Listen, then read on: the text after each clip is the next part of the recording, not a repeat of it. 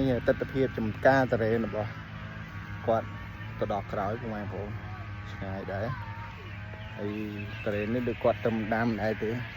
មិនទៅដាំទេអាយុកាលប្រហែលជាជាង5ឆ្នាំអាទូចបែបធំនេះអត់ដឹងតែប៉ុន្មានឆ្នាំទេតែគាត់ថាដើមរៀងទូចអាហ្នឹងប្រហែលជា5ឆ្នាំហើយនេះតរេនដើមតរេនគាត់ច្រើនមែនតើបងប្អូនច្រើន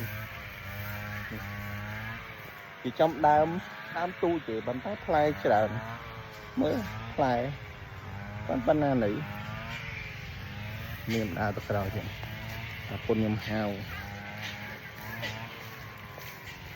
វិជ្ជាការតរេនគាត់ធំហ្មងបងពុនខ្ញុំដើរអូនៅក្រោយមានសាវម៉ាវទៀតមានសាវម៉ាវនៅក្រោយ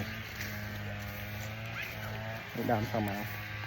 តែសាវម៉ាវនោះមានអារម្មណ៍អស់ផ្លែហើយនេះសាវម៉ាវនេះសាវម៉ាវហូបហ្វ្រីអស់ផ្លែហូបហ្វ្រីហើយណាខាងនោះ